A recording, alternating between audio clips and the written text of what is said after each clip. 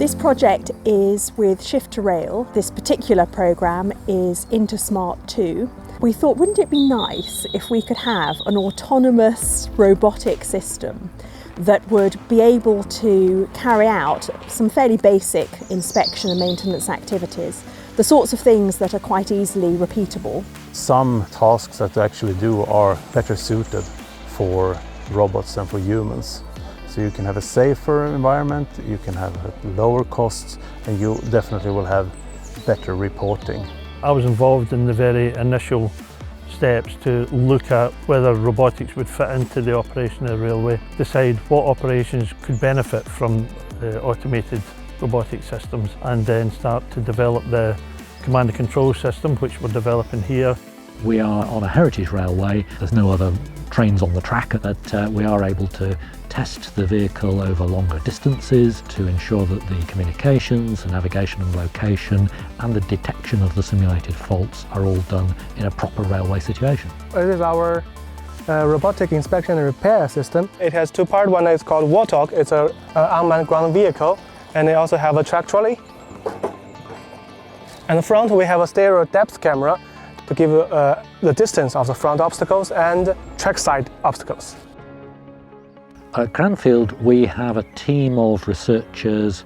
We've got some full-time research fellows whose job is to work on certain aspects of the project. The navigation of this vehicle will be based on GPS and autonomously, and it needs to be specified in absolute level of accuracy. We applied RTK GPS in order to provide us global level of accuracy.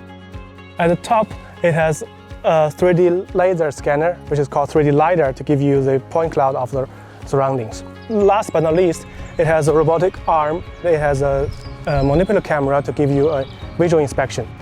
I can tell the arm how much it should move in each joint. So the robot arm has a total of 6 joints. We can define how much each joint should move.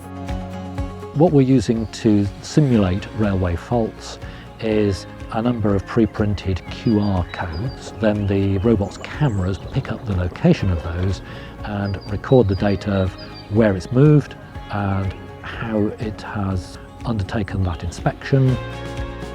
We have 3 different QR codes. So one will be defined as an old defect. It will just send a message and move back to its initial pose. When it finds the type A defect, it will take the pictures. And when it finds the type B, it will also save some GPS location so that if anyone wants to inspect it further, they can use the GPS location as a reference. We can detect objects and especially people as the robot approaches working areas. We've added RGB depth cameras to be able to identify closer objects, and that's added to the robot's original capacity. Today we have seen very successful tests. We have been able to do the simulated work orders, and we have also been able to perform some unplanned simulated work orders. I'm immensely proud of everyone who's worked on this. We've had a huge team from Cranfield University, Network Rail, Structon Rail, Traffic for Kett, and together we've managed to come this far. Here we are today, a success.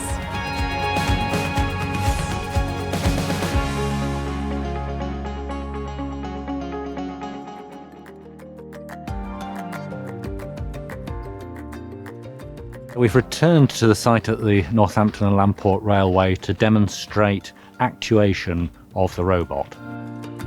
The tests today simulate a maintenance task being sent to the rail robot from a central maintenance system, the robot travelling to that location to then go into a creep mode to find the actual fault.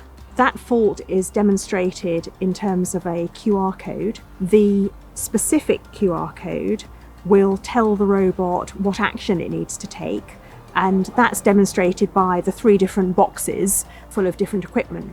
Then it'll pick one of the boxes and push that onto the track.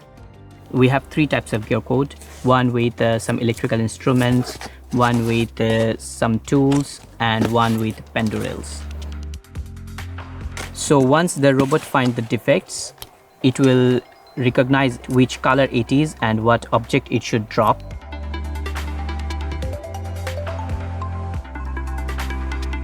My name is Isidro Durazo Cárdenas. I'm a lecturer at Cranfield University. I support the work that we do for Network Rail. It's much safer to use robots to do these kind of jobs. There might be traffic involved, so they're specifically tailored to do these sort of repetitive, hard jobs. In the future, the intention is that a fleet of such vehicles will be able to respond to faults which have been indicated either by human inspectors or by measurement trains to investigate the faults further and to make interventions and further surveys on the spot, completely autonomously. We're very proud of our researchers, our PhD students and our MSc students because they contributed enormously to the development of this technology.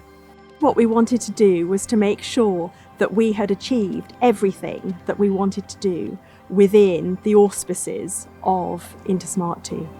I am very proud of being able to interact between the private and the public sector and being able to bring solutions to problems that exist in real life.